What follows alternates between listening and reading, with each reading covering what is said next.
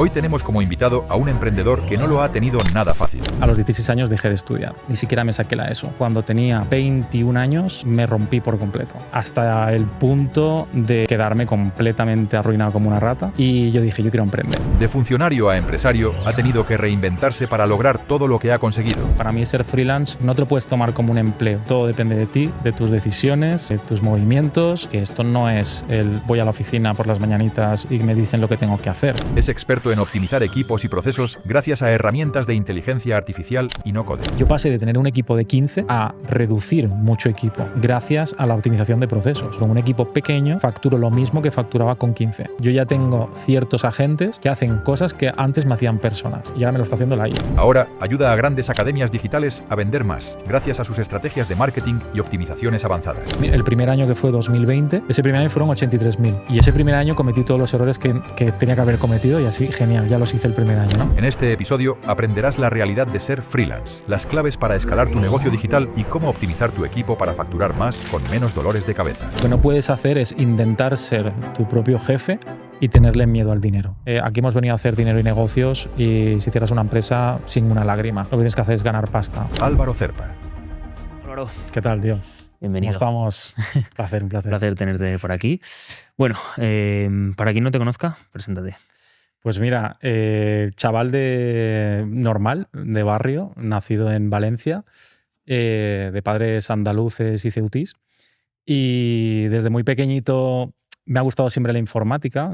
Ya digo, me crié en un barrio pequeñito, no eran buenos los estudios, me daban bastante palo en general. Era muy vago en la parte de estudios. Y cuando, de todo el ciclo, pasé toda la parte de los estudios y a los 16 años dejé de estudiar. Ni siquiera me saqué la ESO, prácticamente. Desde muy pequeñito siempre he estado con los ordenadores. Con 12 años tuve mi primer ordenador regalado por mi abuelo, que yo siempre lo digo, la historia, porque era un Pentium 133, yo ya tengo mis añitos, y le daba el botón del turbo, que eso hoy en día es una antigua ya, ¿no? Pero desde muy chiquitito me molaba un montón la parte de los ordenadores y entonces salía un módulo justamente, un FP de grado medio allí en Valencia, de informática, el primero que se hacía. Entonces me metí directamente. Entonces me saqué el grado medio de informática, me hice informático, empecé a trabajar, primero saltando, empecé a vender casas en una empresa de inmobiliaria, luego salté a una tienda de informática, montando ordenadores, reparando ordenadores. De ahí escalé luego a otra empresa de informática, pero ya más orientado a la parte de Apple. Ahí ya empecé a hacer como mi carrera profesional y cuando tenía 21 años me rompí por completo. O sea, con 21 años yo dije, bueno, vale, ahora ya tengo coche, tengo un buen sueldo y esto va a ser así toda la vida. Y entonces, empecé a darle vueltas a qué es lo que hacía con mi vida y dije, pues mira, yo en ese momento era un poco sedentario, no hacía deporte, ordenador todo el día y tal. Y dije, esto tengo que cambiar mi vida por completo. Y entonces me volví loco y me fui al ejército. Joder. Entonces me fui con 21 añitos al ejército, a la unidad militar de emergencias. En la unidad militar de emergencias estuve allí 8 años, ni más ni menos, en incendios forestales, rescate acuático, rescate en montaña, terremotos, etcétera, etcétera. O sea, cosas que en la vida hubiese hecho, sin ninguna duda.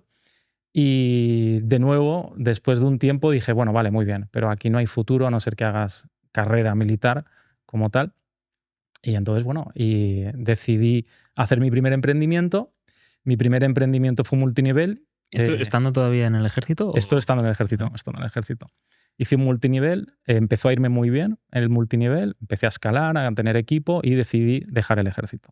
Lo típico, ¿no? Tú estás loco, ¿qué haces? Un sueldo seguro, los 28 de cada mes tienes ahí un sueldo de 1.400 euros, con tus 2 pagas extra, más las guardias, más no sé qué. O sea, ganaba bien de pasta, ¿no? Lo que se puede decir bien, ¿vale? A nivel de sueldo de empleado. Y yo pues no era suficiente, era un poco ambicioso y me empezó a salir un poco la vena de empezar a montarme algo por mí mismo, ¿no?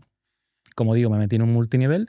Este multinivel me empezó a ir muy bien y empecé a empecé a conocer un mundo que desconocía por completo, que era el mundo pues del desarrollo personal, de lo típico, ¿no? Del mundo emprendimiento, el empresario, Y ¿Esto con cuántos años? Esto fue con 28 años. Vale. Con 28 añitos. Y ya en ese momento dejo el ejército, me lanzo directamente al multinivel. En aquel entonces estaba en Zaragoza, porque en el ejército me fui a vivir a Zaragoza. Y de Zaragoza me dije, bueno, voy a volver para Valencia, así estoy un poco cerca de mi madre por allí y tal, de la familia. Y me fui para Valencia. Y en Valencia me empezó a ir muy mal. O sea, pero muy mal. Hasta el punto de quedarme completamente arruinado como una rata. Pero completamente, cuando digo arruinado, es arruinado. O sea, 70 céntimos en la cuenta bancaria. Esto no lo olvidaré nunca. Y en mi cabeza fue de, bueno, ¿qué pasa ahora? ¿Soy un fracaso? No. ¿Qué hago con mi vida? O sea, y aquí ya tenía 30 años. O sea, imagínate tú encontrarte con 30 años en esa situación. Y bueno, dije, vamos para adelante con lo que tenga que ser y empecé a tirar. Pero encontré una oportunidad de un máster de marketing digital lo daban todos. O sea, daban maquetación web, daban Facebook Ads, toda la parte de paid media, daban toda la parte de email marketing, marketing automation, bla, bla, bla. O sea, todo lo que engloba analítica, etcétera, todo lo que engloba el marketing digital, era un máster donde te metían en una empresa de prácticas, no te pagaban nada, estabas durante 10 meses trabajando, una jornada de 6 horas, y era como una especie de introducción al mercado laboral. Y yo dije, mira, algo es una oportunidad. Le dije a mi padre si me podía echar un cable, aunque sea 500 euritos al mes, para poder subsistir y poder vivir durante ese tiempo. Y ahí también empecé a captar mi primer cliente de marketing, sin tener ni pajolera idea prácticamente. Me preguntaban, oye, ¿tú sabes de esto de Facebook Ads? De no sé qué. Yo, sí, por supuesto. Y me empezaban a pagar muy poquito, evidentemente. Y ahí empecé pues, a romper cosas, bueno, 1000 historias de trastear ya con cositas reales, ¿no? Entonces estaba estudiando. Mientras estudiaba, me metí en una empresa. Antes de esto no lo he dicho, pero me metí en un Burger King previamente con 30 años. Estuve 2 semanas y ya salté a esta oportunidad del tema del máster de marketing. Y entonces de ahí escalé ya, digamos, a una empresa. Y me metieron en una empresa como becario, prácticamente. Entonces yo mi día a día durante esa época era prácticamente 24/7 marketing. O sea, era dormir, levantarme marketing, podcast, ducha, marketing, coche, marketing, o sea, marketing por todas partes. Aparte, me di cuenta, una cosa muy chula que me pasó es que me di cuenta que se me daba muy bien. Y me di cuenta porque me apunté a un bootcamp de una incubadora de startups, que tampoco conocía el mundo startup, pero en ese momento pues yo me apuntaba a un bombardeo. Y vi que a la que yo fui allí, esto era una especie de fin de semana durante 2 días, y seleccionaban como a 3 perfiles: al CEO, que era el empresario, al CTO, que era el técnico, y al CMO, que era el de marketing. Y yo, que salía de mi burbuja, porque yo estaba en mi burbuja por completo, encerrado en la cueva, completamente absorbiendo marketing todo el día, me apunté a un bootcamp de startups. Conocí el mundo startup, que no tenía ni pajolera idea de todos los conceptos, de cómo funciona, de levantar rondas de inversión, etcétera, etcétera. Y me di cuenta que se me daba bien porque yo me encontraba allí un tío con 30 años, rodeado de gente, o sea, que salía del ejército, rodeado de gente que venía de Google Irlanda, de no sé qué. Yo dije, wow. Y como digo, me di cuenta que se me daba bien porque cuando empezaban a hacernos como pruebas, bueno, nos hacían como una especie de pruebas, preguntaban, ¿cómo plantearíais este proyecto a nivel estratégico de marketing? Y yo empezaba, pues mira, yo haría esto, pam, pam, pam, pam, pam, pam, pam, pam. Y se me quedaban así y decían, hostia, pues ahora de puta madre, tal. Y yo, pues hostia, parece que esto se me da bien. Entonces, en esa época hice muchas cositas. Estuve trabajando, fue un año prácticamente, trabajando durante ese año en una empresa tecnológica. Yo era el departamento de marketing, no había nadie más. Entonces me dejaban hacer lo que quisiera, entonces pude experimentar muchísimo. Luego tenía algún clientito por mi cuenta así por detrás que me pagaba muy poquito dinero, pero me dejaba también probar y tal. Y luego probé lo del tema de las startups. Después de 6 meses, que llevaba yo ya en ese ritmo de no parar, non-stop, de consumir mucho material, formarme muchísimo, pasó lo de las startups, salí como uno de los ganadores del bootcamp, porque habían como unos ganadores y yo tuve que hacer el pitch de venta a los inversores que habían allí a modo de ¿no? Y estuvo guay porque, bueno, estuvo guay, vamos a ver. Después de eso, dejé, digamos, esa empresa en la que estaba y yo dije, yo quiero emprender, yo me quiero montar una startup. Primera cagada como un piano, porque dejé lo otro, me quise meter en el mundo startup y no es tan fácil como evidentemente como te lo plantean, ¿no? Pero ahí me pasó una cosa bastante importante y fue un antes y un después. Y es que un día por la calle salía del tema de las startups porque, ya como digo, salí como uno de los ganadores del bootcamp y nos daban como 6 meses para poder emprender dentro de la incubadora. Y dentro de la incubadora yo estaba allí, yo todos los días iba allí, como digo, o sea, sin dinero prácticamente para subsistir, con muy poquito dinero que tenía y tal. Y de repente un día en la calle me fui para el suelo, prácticamente. O sea, borrón a negro, amarillo por completo, con temblores y tal. Y entonces, evidentemente, yo me acojoné el primero, porque yo pensaba que hasta aquí he llegado. O sea, esa fue mi primera sensación de chao vida. Y bueno, mi madre ya ni te cuento, ¿no? Mi madre, la pobre que vino a recogerme y tal, estaba en pánico. Y ahí es donde, pues bueno, me llevan al hospital y me identifican una enfermedad y tal. Bueno, en fin. Eso pasó en un ciclo de muchas operaciones, muchas pruebas, hasta que me hicieron ya una biopsia pulmonar para comprobar que era así, que era real, que me había pasado eso. Y bueno, yo seguía en el ritmo, evidentemente, de no parar. En ese ritmo, mientras yo iba con todo el tema de las pruebas de salud, tuve la suerte de poder volver a retomar lo que es ese año que me faltaba de las prácticas y caí en una agencia de marketing, la primera agencia de marketing en la que visité. Que aparte yo siempre lo cuento como anécdota porque yo me acuerdo muchísimo con 18, 19 añitos que fui a una empresa de marketing cuando era informático y fui a hacer una instalación a una agencia de marketing. Y yo dije, hostia, qué guay esto, cómo mola todo, qué bonito, qué buen rollo, que no sé qué. Y hostia, cómo me molaría dedicarme a esto. Y qué curioso que a día de hoy me dedico a la parte del marketing, ¿no? Entonces caí en una empresa de marketing y de nuevo, y veía que se me daba muy bien porque era el becario que estaba allí, el jefe Álvaro, me tiró para su lado y le monté 200.000 cosas. Los propios empleados me preguntaban a mí mucho de, oye Álvaro, ¿y esto cómo lo hacemos? ¿Y esto cómo tal? Y me preguntaban muchísimo. Y nada, y después de unos 4 meses que ya cumplía mi contrato, esa empresa en concreto estaban mal, en números rojos, a día de hoy incluso está cerrada, y no pudieron contratarme. Y ya entonces salí al mercado laboral. Sí que ahí tuve una cierta suerte, porque al final todo se conecta entre puntos, y me metí en una escuela de negocios a dar formación. Y en esta escuela de negocios, pues bueno, que entré allí a dar formación de marketing, di una ponencia, porque primero te hacían como una prueba de ser ponente y ver que realmente controlabas y en base a qué tal funcionase la ponencia, pues entonces podías ya ejercer como profesor. Y después de eso ya entré en el mercado laboral como empleado. Mi primer sueldo ya después de toda esa ventanita, empecé ya a cobrar dinero.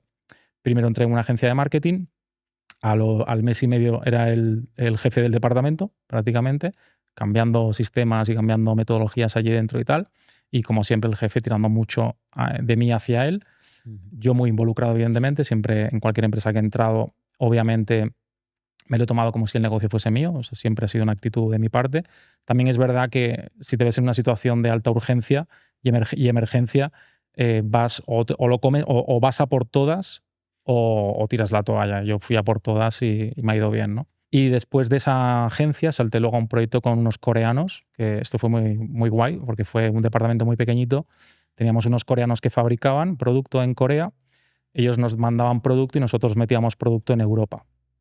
Entonces hacíamos estrategias, o sea, de todo tipo, pero de todo tipo. Hicimos ahí crowdfundings, todo el tema de publicidad, analítica, email marketing, redes sociales, etc, etc, etc. O sea, prácticamente he tocado todos los palos del marketing a nivel macro. Y una vez ya después de los coreanos, ya entonces dije, me ofrecieron asociarme con un chico para hacer una agencia y yo dije, o me asocio con él o me lo monto por mi cuenta. Hasta que dije, me lanzo al ruedo. Y eso es un poco todo el resumen rápidamente de mi historia. Qué bueno, tío. Que de hecho, yo te conozco por el tema marketing, porque hemos colaborado en algunos proyectos, pero realmente no vamos a hablar de marketing, sino que lo que me interesa traerte, por lo que más hemos hablado muchas veces, es de esa capacidad que tienes ahora mismo de gestionar equipos, cómo has conseguido crear una agencia con varios empleados y, bueno, un poco el paso de freelance a agencia. Tú también me has ayudado mucho con esto y creo que es muy, muy interesante. Si eso ya otro día hablamos más de marketing, pero creo que esto es un tema que puede servir tanto a cualquier tipo de freelance, a editores, a diseñadores gráficos, un poco la gente que ve este contenido. Entonces, en el momento en el que tú ya tienes claro que te quieres dedicar al marketing, aprendes a crear procesos, sistemas, lo que es un empresario. Y vamos a hablar un poquito de esto. Hoy por hoy, ¿vale? Como he dicho, este podcast lo ve mucha gente que es freelance, editora, marketing, todo esto. Pues están en el lugar correcto entonces. Eso es. ¿Cuáles son las ventajas y desventajas de ser freelance hoy en día? ¿Cómo es el panorama? Primero es dónde estés ubicado, ¿vale? O sea, creo que es el primer punto a comentar. Según dónde estés, tienen unas ventajas o unas desventajas mayores, ¿no? Para mí, personalmente, voy a empezar por las desventajas, voy a empezar por lo feo. Evidentemente, esto no es... si te has creído el cuento de vas a ser tu propio jefe y vas a ser totalmente libre con tu tiempo, prepárate para un 24/7, estar operativo. Y yo siempre lo digo, que para mí ser freelance no te lo puedes tomar como un empleo. O sea, no te lo puedes tomar como trabajo de lunes a viernes de tal hora a tal hora. No, o sea, para mí ser freelance es un estilo de vida. O sea, tienes que inculcártelo dentro realmente y tener en cuenta que no pasa nada si tienes que trabajar un sábado o un domingo. Porque a lo mejor puedes luego librar un martes. O sea, evidentemente los descansos son buenos, ¿no? Pero ese para mí es uno de los primeros puntos, que tienes que ser consciente de que esto no es un empleo cualquiera. Otro de los peros es todo depende de ti. O sea, todo depende de ti, de tus decisiones, de tus movimientos, de tu finanza o tu economía. O sea, todo depende de ti. Y si todo depende de ti, evidentemente tienes que trabajar mucho cosas que no nos han enseñado a trabajar. O sea, todo el tema que se le llaman las soft skills, que es la parte más de temas personales, mentalidad, liderazgo, ser resiliente. O sea, hay una cierta habilidades que tienes que trabajar sí o sí para ser freelance, porque no te lo puedes tomar como empleado. Y esto es uno de los grandes errores que veo en el mercado, y es que veo mucho freelance empleado. Y es un grave error, porque ser freelance es que tú tienes tu propio proyecto. No estás a lo mejor buscando una empresa que facture millones, pero si quieres vivir bien como freelance, tienes que empezar a pensar como un jefe tuyo y tomarte realmente y ser coherente contigo mismo o misma, y que esto no es el voy a la oficina por las mañanitas y me dicen lo que tengo que hacer. Esto no funciona así como freelance. Puedo seguir con la lista porque es larguísima, ¿no? Más peros, evidentemente, luego trabajar con personas. Preparaos para trabajar con personas. Las personas, cada uno son de su padre y de su madre, evidentemente, y vas a tener que lidiar, vas a tener que ser papá, jefe y psicólogo. O sea, vas a tener que trabajar con ellos seguramente. Y a veces vas a tener que tomar decisiones que no te van a gustar y son duras. Entonces, bueno, he hecho un poco alguna cosilla así mala, podría seguir, hay muchas más, pero luego tiene otras muy buenas. Y evidentemente unas muy buenas es la parte del desarrollo personal, o más que personal, incluso profesional, que tú te puedas desarrollar más y puedas llegar, o sea, el techo te lo pones tú, no te lo ponen. Entonces, que tú no te pongas el techo, para mí es decir, ¿tú hasta dónde quieres llegar? Bueno, pues tira hasta donde tú quieras y va a depender de toda tu decisión, ¿no? Para mí eso es lo mejor.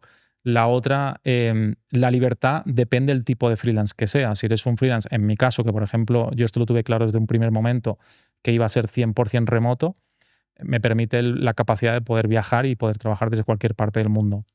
Eso para mí es un gozo, sinceramente. Ahora, no significa que vaya a trabajar con el portátil al sol y las palmeras de fondo, porque primero, con el sol no se ve el portátil bien y no vas a trabajar bien, y si estás en la playa se te va a llenar de arena y las teclas te van a dejar de funcionar. Entonces, eso es un falso mito para mí, ¿no? Pero eso para mí es una de las grandes ventajas. Y otra de las grandes ventajas, obviamente, es la parte financiera, la parte económica. Que evidentemente tú te marcas el sueldo, y lo que he dicho antes, que también depende de dónde emprendas como freelance, vas a tener unos pros y unos contras mayores. No es lo mismo emprender en España, obviamente, que en otro país que tenga una mejor fiscalidad. Porque, pues bueno, en España sabemos cómo están las cosas, y ahí yo he pagado muchos impuestos pues bueno, no te hace mucha gracia porque dices, bueno, he pagado mucho impuesto, trabajando prácticamente 24/7, sin prácticamente ningún tipo de vacación, y aún así ves que el 47% de lo que generas pues se va para un sitio que es un saco vacío, ¿no? Es una locura. Y para ir un poco a la práctica con píldoras de valor que le puedan servir a la audiencia, ¿qué consejos sueles dar a un freelance para mejorar facturación? De esto que digas, Este error lo veo en mucha gente, en muchos freelance. ¿Qué podríamos decirles? El primero es quítate el miedo al dinero. Para mí ese es el primero. O sea, lo que no puedes hacer es intentar ser tu propio jefe y tenerle miedo al dinero. O sea, quítate eso de la cabeza.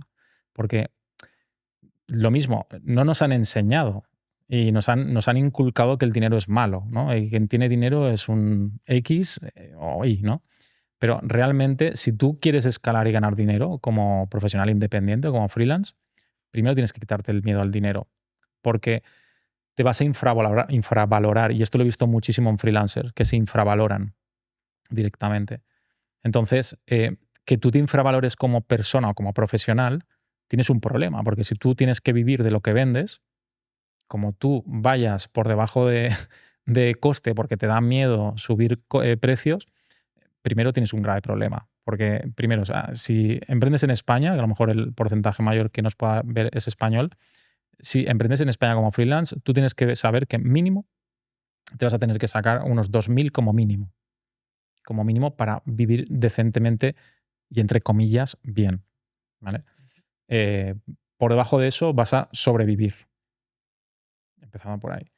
Luego, otros puntos, para mí, que podría también decir sistemas. O sea, tú no puedes empezar un negocio. Evidentemente, yo lo voy a enfocar un poco a lo mío, ¿no? Al freelance digital, que es lo que yo conozco bien. Tú no puedes empezar un negocio y no tener sistemas propios de trabajo. Tus sistemas de trabajo van a hacer que tú puedas ser más productivo. Cuando tú seas más productivo, vas a poder obtener mayores beneficios. ¿Por qué? Porque si tú estás utilizando toda tu energía y toda tu fuerza sobre un proyecto, si tú tienes un sistema, lo que vas a hacer es que te puedes diversificar no solo en uno, sino en 2, en 3, en 4 o en 5, hasta donde tengas tu techo, ¿vale?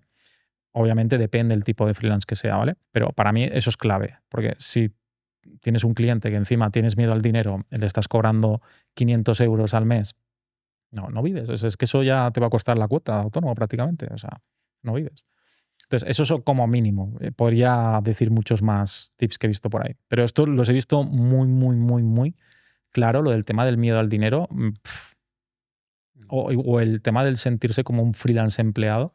Lo he visto muchísimo, muchísimo, muchísimo. Y creo que hay que quitar un poco el velo de lo que te venden, que es ser freelance. Para mí, un freelance tiene que tener habilidades que no nos enseñan y tienes que trabajarlas, sí o sí, porque si no, no vas a poder vivir de esto. Y no vas a ser libre, sino que vas a ser un esclavo de tu negocio.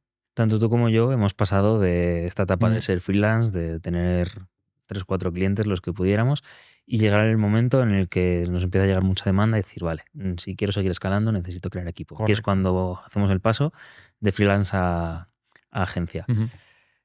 Hablemos de hoy en día. Venga, bueno. Tanto tu situación como la mía, somos agencia, tenemos equipo.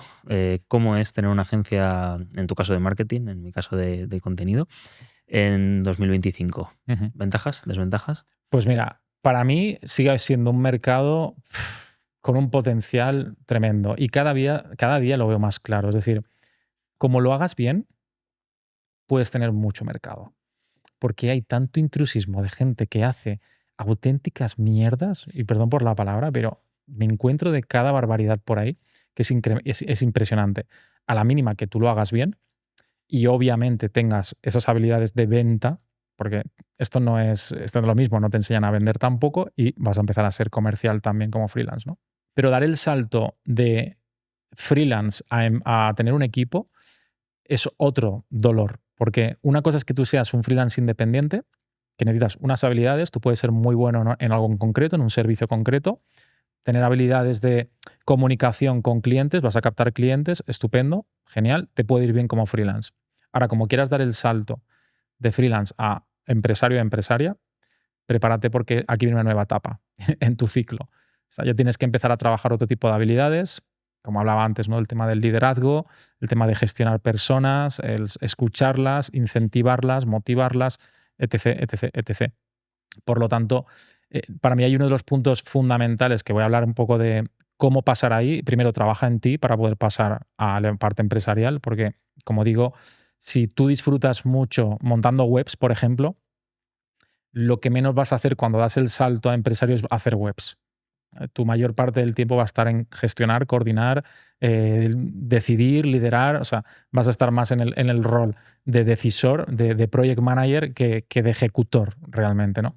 Y realmente es la mejor forma de escalar, porque al final, si es un servicio bueno, estás vendiendo un servicio, el potencial de escalado es corto. O sea, tienes un techo de cristal. Para escalar necesitas personas. Y si necesitas personas, pues necesitas entender cómo funcionan las personas y cómo saber contratar, al igual que cómo saber despedir. Que esto es un punto, es un dolor también, ¿eh? Porque al final contratar, yo mi primer error, ¿no? Contrataba a personas, me reunía con todas, lanzaba una oferta, me reunía con todas y venga, y a invertir tiempo en reuniones con personas para hacer entrevistas. Y la que más feeling me daba es la que contrataba. Vale, luego entendí o aprendí que lo ideal primero es hacer pruebas. Yo primero hago una oferta, cualifico, pero no cualifico yo invirtiendo mi tiempo en reuniones, sino que le lanzo una prueba y también ahí tengo que ver el interés o las ganas que tiene la persona por realmente trabajar conmigo. Porque lamentablemente, como digo, también hay muchas personas que quieren, pero no es verdad, no quieren trabajar. ¿Vale? Lo que quieren es trabajar poco, ganar mucho y vivir bien. Y para mí eso, vamos, no sé en qué lugar, pero yo conmigo no van a trabajar. Y el otro punto importante es el despedir. Tu primera vez te va a doler.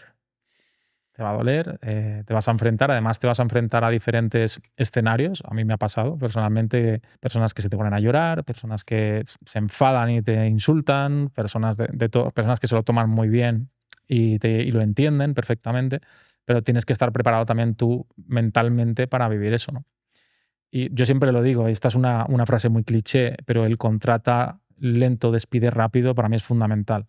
Y esta me la interioricé a sangre y desde entonces que siempre te vas a equivocar, porque además encontrar personas muy buenas en mercado cuesta y para mí es la realidad. O sea, encontrar gente realmente capacitada, potencial, que tú sientas que estás delegando, que este es otro de los grandes puntos que tienes que aprender, la delegación es fundamental y esto cuesta muchísimo. Cuesta encontrar personas realmente en las cuales puedes soltar, confiar en ellas, delegar por completo y decir, ostras, es que no es que vaya bien, es que encima lo hace mejor que yo. Esto cuesta mucho y esto tienes que estar preparado en el mercado cuando quieras dar ese salto. O sea que, bueno, hay mucho recorrido y aquí podríamos estar horas hablando de esto. Justo esa frase que has dicho de contrata lento y despide rápido es una de las frases que más me he interiorizado yo también de hablar contigo. Qué guay. Porque eso, al final, aunque tú te dediques al marketing y yo lo mío, siempre que hablamos creo que tienes una visión a nivel de consultor de negocios y de escalado de equipos que es increíble. Y precisamente uno de los mayores dolores de cabeza que tenemos todos los empresarios es el hecho del equipo, porque somos conscientes de que si tienes un buen equipo, tienes una empresa. Correcto. Evergreen. Si tienes un mal equipo, es complicado. Entonces, hablemos de equipos. Vale. ¿Cuál es para ti la estructura perfecta, si la hay? Supongo que depende de cada empresa. Pero bajo tu experiencia, ¿qué recomendación podemos darle a una persona que a lo mejor es freelance y está empezando a desarrollar un equipo? ¿Qué consejos de estructura debería saber? Para mí va por etapas, ¿vale? Es decir, la etapa inicial es tú lo haces todo, ¿vale? O sea, empiezas como freelance y tú lo vas a hacer absolutamente todo. Vas a ser el comercial, vas a ser el gestor, vas a ser todo, la persona que ejecuta. A la que quieres dar el salto a contratación de persona, lo que necesitas son ejecutores. Para mí ese es el siguiente punto. La ejecución. Tú coordinas y tienes ejecutores que ejecutan únicamente. Ya está. Para mí eso es lo natural. Y realmente cuando ya quieres dar un salto mayor, ya es cuando tienes que meter por debajo de ti coordinadores. Entonces, para mí metes coordinador, ejecutor. Y esto me gustó mucho, no hace mucho que lo escuché, que hablaban que el tipo de habilidades que tienen que tener este tipo de perfiles, ¿no? Los ejecutores al final lo que tienen que ser es bueno ejecutando, bueno en lo suyo. Pero un ejecutor no tiene por qué ser bueno coordinando, que esto a veces es un grave error que se comete a nivel empresarial, de una persona que es muy buena a lo mejor haciendo lo suyo, pero dices, como es muy bueno y tengo muy buen feeling, lo voy a poner a coordinar y le subo a un rango como superior, ¿no? Y lo pongo a coordinar. Y sin embargo, coordinando es un desastre. Esto es un grave error que se comete muchísimo en mucha empresa, ¿no? Entonces, para mí, la persona que coordina, primero, tiene que tener habilidades, tiene que tener skills de coordinación. Es fundamental que las tenga. Y aparte, para mí es fundamental también, sobre todo en mi sector, yo creo que en toda la parte digital sin ninguna duda, pero que también tenga cierto conocimiento de lo que se ejecuta. Porque al fin y al cabo, si tú tienes que coordinar a un equipo de hacer webs, por poner el mismo ejemplo que antes, esta persona tiene que tener unos mínimos también de saber hacer webs, porque si no, primero te pueden torear fácilmente los ejecutores. Te pueden decir, no, es que esto no sé qué, no sé cuántos, tal, y se lo cree porque no lo sabe. Entonces, yo he tenido casos de coordinadores sin saber las habilidades que hay por debajo y salirme muy mal, pero muy mal. Luego, coordinadores que han sabido coordinar y han sabido de habilidad y esos me han salido mejor, o sea, me han funcionado bastante mejor. Y luego he tenido casos también de coordinadores que eran desastrosos. O sea, yo he cometido todos los errores también que se puede cometer, de una persona que era muy buena en lo suyo, hablar con ella, decir, oye, ¿tú te ves capacitada para esto y coordinar? Y sí. Y ser nefasta coordinando y decir, mira, yo lo siento, pero aquí no. Me ha pasado. Entonces, me ha pasado también. Te ha pasado, ¿verdad? O sea, es que esto yo creo que lo vivimos todos. O sea, yo al final lo he vivido prueba y error prácticamente en mis propias carnes y creo que es la mejor manera también, evidente, de aprenderlo, ¿no?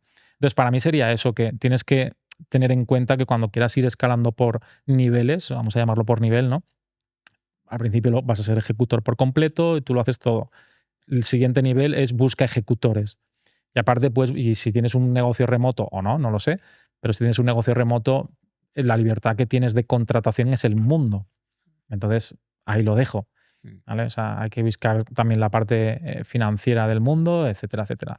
Y cuando ya quieres escalar a algo mayor, para mí ya es busca coordinadores que coordinan a unos ejecutores y si ya, pero esto ya hablamos de niveles empresariales muy altos, si quieres escalar todavía a una empresa ya increíble, con más de 100 empleados, etcétera, etcétera, pues evidentemente lo que necesitas son ya personas que realmente administren a estos coordinadores. O sea, que ya son como tus manos derecha y serán menos, ¿no? Pero esto para mí, yo ni me lo planteo prácticamente. Yo en mi caso, en mi experiencia de haber pasado de freelance a una agencia de más de 25 personas, yo he identificado tres fases en concreto. Podríamos decir que al principio, una vez que eres freelance y te empieza a llegar este volumen de trabajo y dices, necesito equipo. Ahí es como la primera fase, que es como la ingenua que empiezo a contratar a mis colegas que necesitaban trabajo. Es como, hey, tal, tengo trabajo, no sé qué. Todo súper bonito. Es como, wow, vamos a crear esto. Todo el mundo súper piña, todo es súper bien. Además, luego a nivel de mercado también es como, ostras, Pablo ahora es agencia, tal, a ver qué tal sus servicios y tal. Todo flower power, ¿sabes? Luego ya viene la segunda etapa, que para mí esto es como lo que va a definir si realmente estás hecho para ser empresario o no, que es cuando ya el equipo que creaste súper compacto se te empieza a separar, porque al final es normal, un equipo no va a durar siempre. Hay gente que o se pincha, o hay gente que se lo monta por su cuenta, o hay gente que el curro no es como lo que pensaba.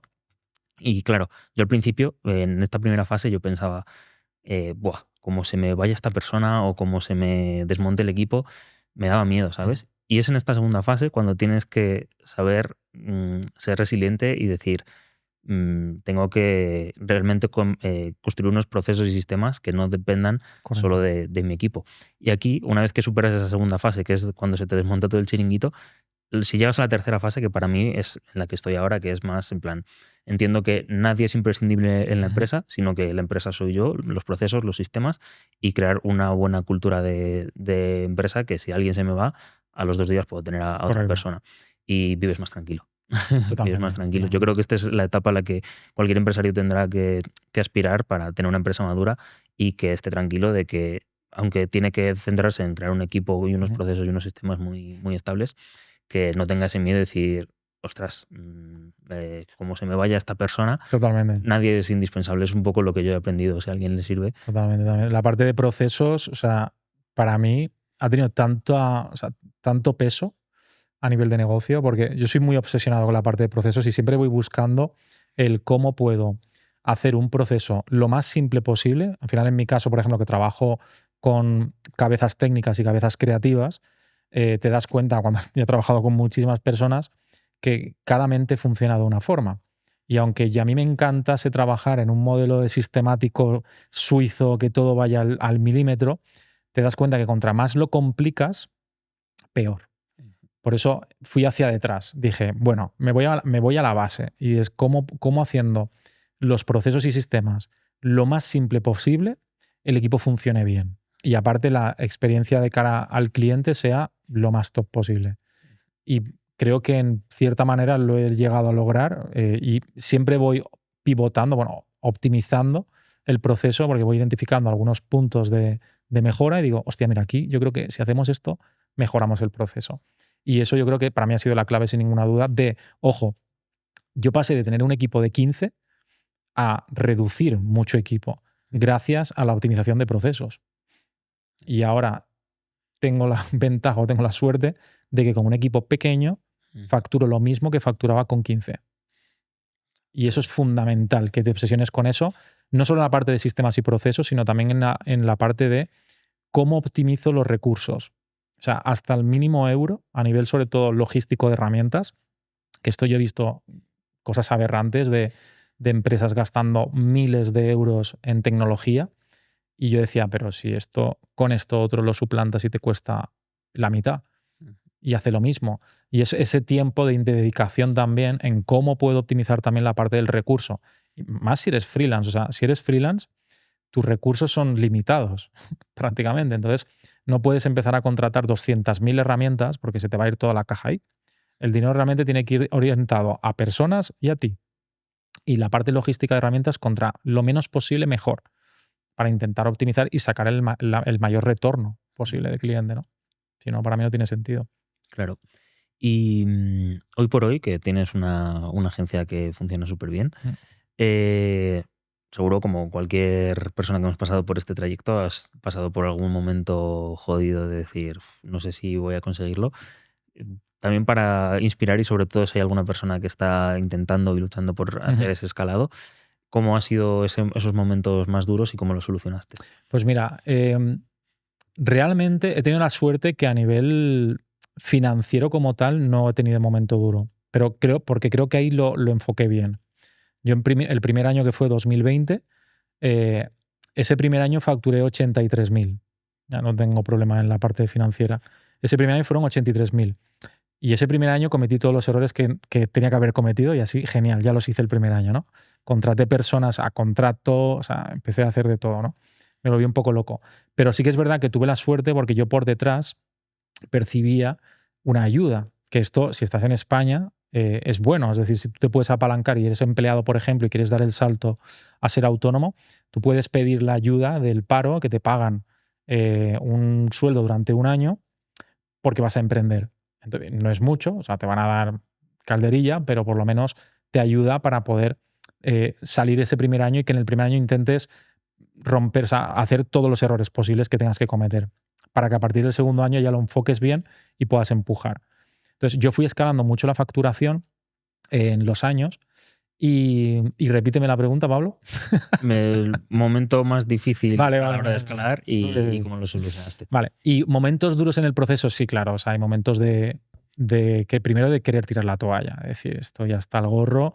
Y siempre eran con lo mismo, ¿eh? Siempre era con personas. O sea, de verdad, nunca ha sido por otro tema que no fuesen las personas. De una persona que te sale de rana y te la lía con un cliente y este cliente se cae porque ha habido esta liada y lo típico. O sea, esos han sido un poco los momentos más duros de decir estoy harto y querer tirar la toalla, pero decir no, esto voy a tirar para adelante. Tampoco me he obsesionado, que creo que tampoco es bueno, el obsesionarme con decir no, hasta que no logre esto no voy a parar. Porque yo, sin embargo, bueno, el año pasado maté la marca, maté una empresa directamente. Y yo lo digo, o sea, yo esto lo hago para hacer negocios y hacer dinero, no para lamentarme por el proceso ni casarme con el proyecto por el camino.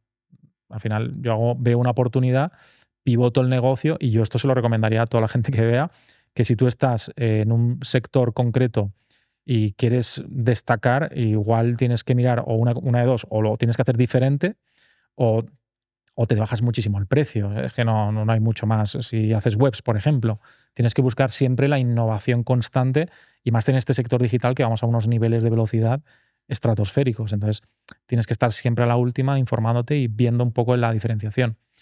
Y momentos buenos, obviamente, todo lo que me ha permitido vivir.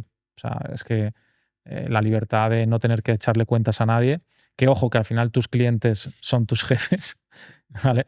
Siempre y cuando, a ver, lo del tema de los clientes son tus jefes, esto lo quiero abordar porque es muy interesante y esto para mí es un cliché que se dice mucho, pero siempre y cuando tú no pongas límites. Para mí tú tienes que marcar unos límites, que no significa el no respondo un sábado. Como he dicho antes, yo por mi forma de ser, yo respondo sábados, domingos, pero porque no me molesta.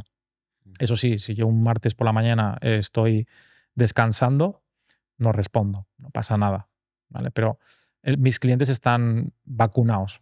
O sea, y esto es súper importante. Cuando hago la primera conversación de venta con ellos, yo siempre les meto la vacuna, ¿no? Les digo, mirad, así funcionamos, así trabajo yo y esto va a ser así durante el próximo tiempo. No he tenido problemas al respecto con eso. Y luego, si he tenido clientes tóxicos, para mí esos han sido los peores. Mira, esto sí que es un tema que lo he pasado mal con eso. Algún cliente tóxico, incluso algún colaborador que me traía clientes tóxicos, y cuando digo tóxicos es de generarte unos niveles de ansiedad y de estrés que de decir, se acabó. Y ahí decía, ya, o sea, al final es duro decir que no a dinero, es muy duro, pero hubieron momentos que dije, o mi salud o el dinero, y dije, mi salud por delante de todo. Y dije, mira, se acabó. Ya me buscaré las habichuelas para pillar otro cliente y tal. Entonces, bueno, es un poquito jugar en el juego este de la vida del freelance. Sí, eso lo estoy aprendiendo yo en los últimos meses y de hecho yo creo que no mucha gente es consciente de que tú como CEO, de tener equipo y tener clientes, estás en medio de toda la trinchera. Todo. O sea, al final tienes la presión de tener un equipo que tiene que responder porque es el que responde a tu nombre frente al cliente. Tienes unos clientes que los que te exigen es a ti, ¿sabes? Entonces, muchas veces a mí me ha pasado, ¿sabes? De hasta que no he trabajado esto bien con mi equipo a lo mejor se podía llegar a pensar que yo solo hacía la venta y me olvidaba, ¿sabes? Claro. Pero al final la presión también que asume un CEO a la hora de dar la responsabilidad a su equipo frente a los clientes es algo que no todo el mundo puede abarcar. Pero totalmente. Vamos, Yo hago un llamamiento a todos los colaboradores que son freelance de empresa. Por favor, o sea, dejaros los cuernos si os están pagando un sueldo en una empresa, porque al final esto no, o sea, no es tan simple como las personas se piensan. Si tú en tu caso, ¿no? O yo en mi caso, nosotros captamos un cliente, este cliente nos paga un dinero y estamos, como tú bien dices, en la parte central entre equipo y cliente. Pero sin el equipo esto tampoco funciona. Y sin el equipo, el cliente puede dejarte de pagar. Y si el cliente deja de pagarte, a consecuencia hay despidos o hay X. Entonces, las personas deberían de cambiar un poco esa parte del mindset de decir, oye, que las empresas sí, muchas empresas ganan dinero, pero no igualan millonadas. O sea, que involúcrate con la empresa, porque en base a tu involucración, si la empresa es lícita, te recompensará, evidentemente.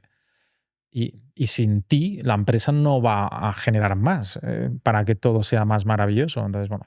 Sí, yo hace no mucho tenía una discusión de precisamente esto. Es como, no, es que tú estás a tope porque es tu empresa.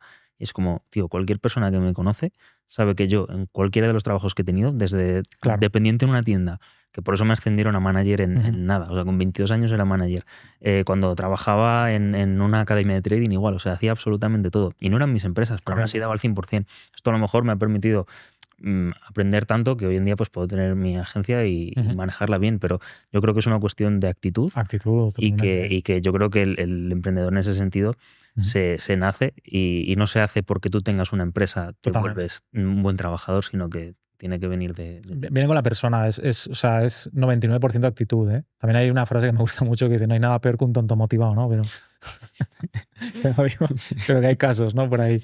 Pero sin ninguna duda, o sea, la parte de la habilidad tecnológica te la aprende cualquier persona realmente. Es decir, cualquiera se pone a estudiar y te la aprende. Ahora, la actitud no. La actitud, como realmente tú no te dejes ahí y estés por la labor de escuchar, de querer crecer, de evolucionar, etcétera, lo tienes chungo en el mercado como freelance directamente. Vale, Álvaro, hemos hablado antes de cómo optimizar herramientas como freelance y como agencia. Hablemos de inteligencia artificial, que sé que te gusta.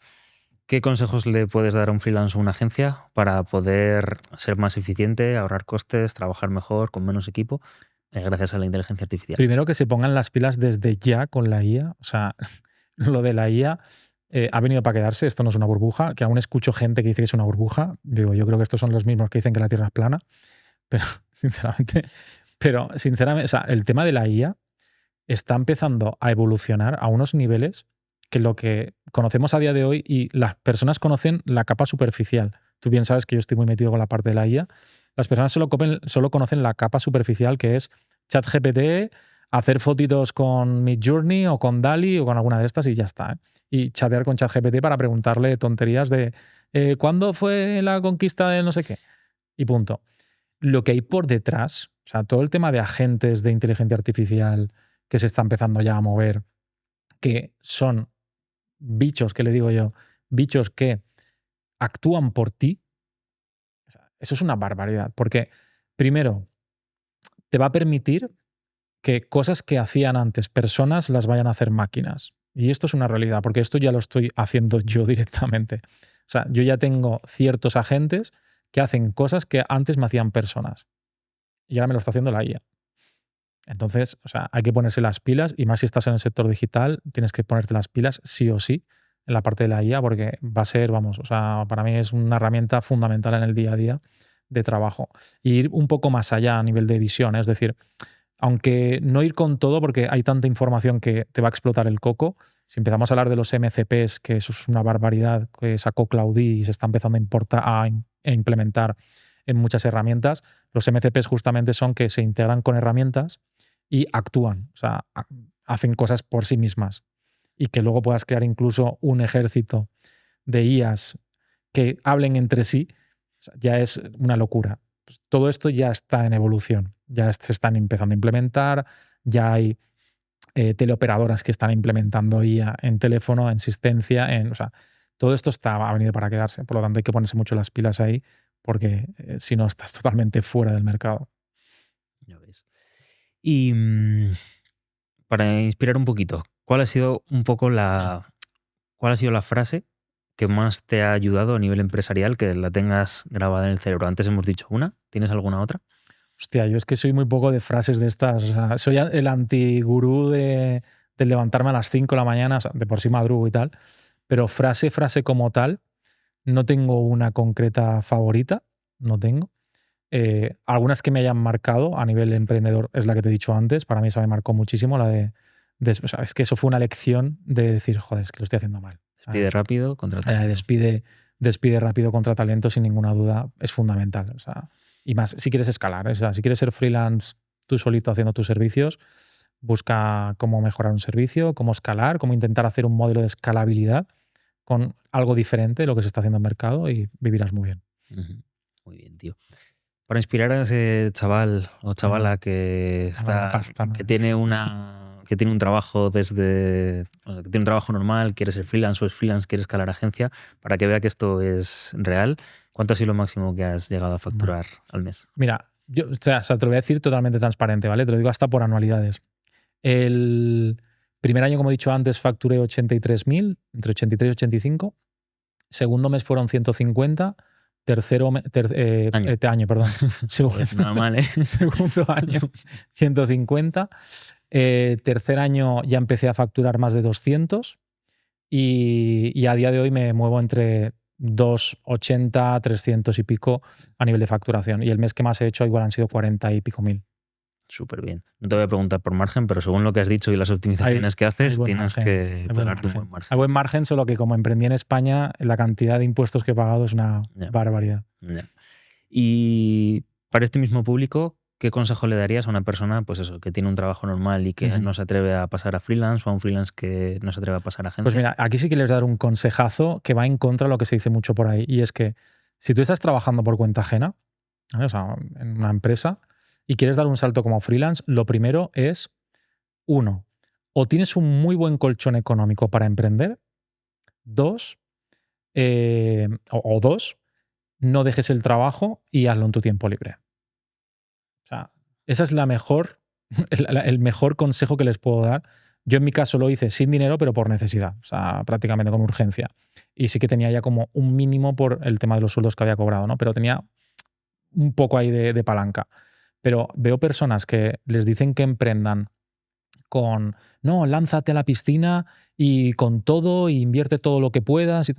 Stop. O sea, tu negocio tiene que ser rentable con bootstrapping. Bootstrapping es que sea autofinanciado. Como tengas que estar tú invirtiéndole detrás, cuidado.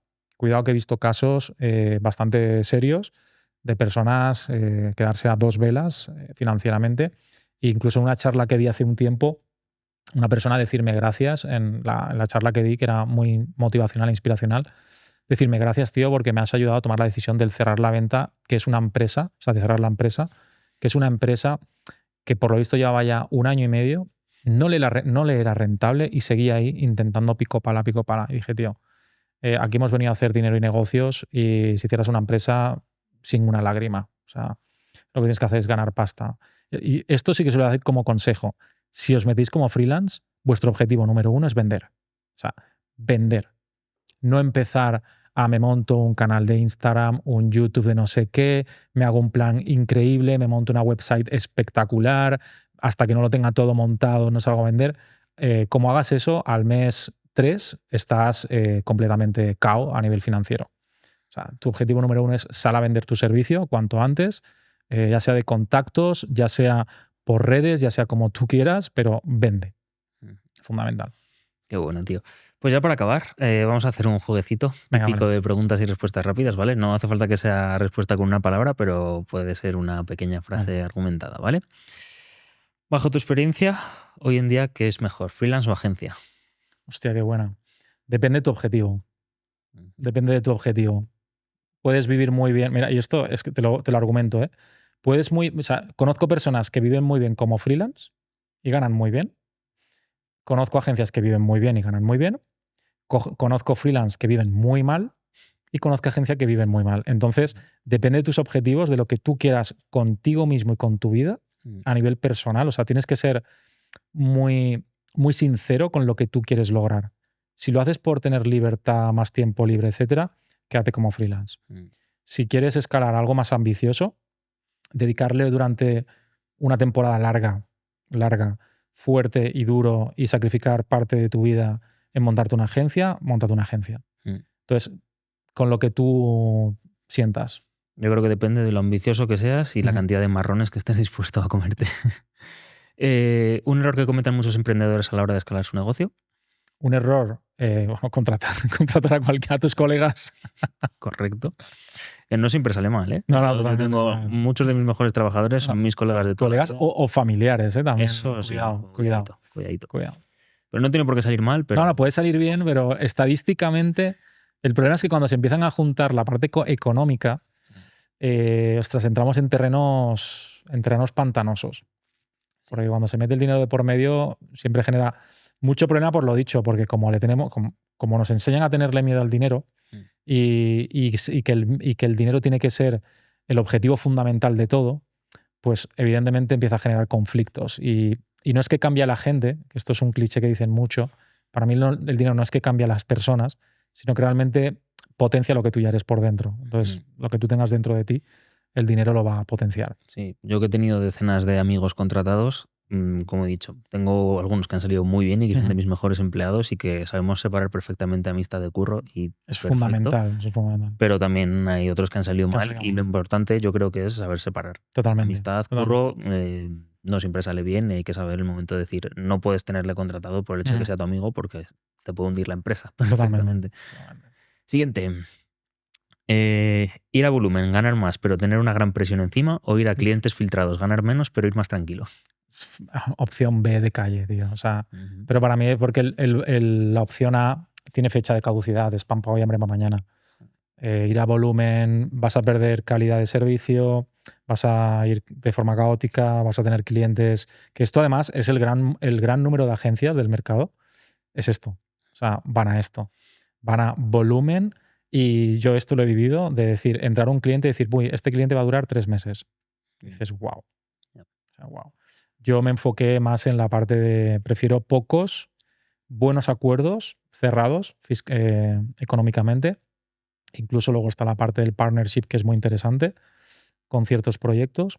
Y prefiero poco, calidad, implicación, resultados, y eso escalarlo más. Top. Hablemos un poquito de marketing. Venga. Contenido en redes, ¿cantidad o calidad? Calidad, 100%. De acuerdo. ¿Vender en orgánico o con anuncios? Hostia. Ambas, para mí. Combinación, ¿no? Hoy en día, ¿curso o membresía? Para mí curso. Para mí. Supongo que depende del proyecto, pero... Depende del proyecto, pero para mí curso, antes que membresía. Más que nada por lo mismo, ¿eh? También depende de lo que quieras lograr. La membresía te va a comer mucho más tiempo. Eso es la realidad. Vas a tener que estar más involucrado, vas a tener que estar más encima, etcétera, etcétera. Creando contenido constantemente, regularmente, ta. El problema es el churn rate que hay, que es la cantidad de usuarios que se van a ir dando de baja. Por eso yo no recomiendo membresías mensuales, ni loco. Y prefiero un curso, que el curso lo puedo vender de forma push y de forma volumen. ¿Low ticket o high ticket? Depende. Ambas. Pueden ir combinadas. Para mí ambas. IA, amenaza o oportunidad. Grandísima oportunidad. Grandísima. Vale. Turbinado, ¿conviene potenciar contenido con publicidad, sí o no? ¿En qué canal? Bueno, Instagram, por ejemplo. Sí, poquito sí. Vale. Yo sí que lo prefiero. ¿En qué casos puede ser interesante? En casos, por ejemplo, de estrategia, aquí hay una estrategia que a mí me gusta mucho en la parte de Instagram, que es, un poquito de publicidad para descubrimiento de perfil. Creo que es interesante porque si no, destacar entre todo el mundo que hay, intentar viralizar algo, te va a dar las uvas. Es complicado viralizar y tú bien lo sabes. Entonces, un poquito de publi de descubrimiento creo que es interesante. No te falta mucha inversión, poquita. Y luego, si tienes una estrategia buena de venta orgánica, saber qué reels potenciar a nivel de publi puede ser muy interesante y que te generen ventas de forma orgánica paid, ¿no? O sea, un híbrido. ¿Contenido informal, conocido UGC últimamente, sí, o contenido producido con supercámaras y tal? Yo creo que depende también. Soy más pro UGC, creo que tiene mucho más sentido de cara a la naturalidad y creo que también vamos a una tendencia de naturalidad en mercado, de querer ver personas reales y personas naturales de verdad, y ver la parte interna de la persona. Pero creo que para algún caso concreto, pues yo qué sé, si quieres montar un evento, pues móntame un tráiler de puta madre ahí espectacular, ¿no? Totalmente de acuerdo. ¿Emprendedor se nace o se hace? Hostia, pues mira, yo creo que se puede llegar a hacer, tío. Porque yo en mi caso, yo no me hubiese planteado en la vida que iba a emprender. Yo desde pequeño, pero ni planteármelo. Yo mi vida era estudia, trabaja para toda la vida y tal. Y sin embargo, a los 28 se me despertó la venilla. Cierto es que hacía mis pinitos. Yo era el típico que a lo mejor estábamos en el instituto y compraba desde China, en Taobao, cuando no existía AliExpress, compraba en Taobao Converse y las vendía a mis compañeros. O compraba relojes y los vendía.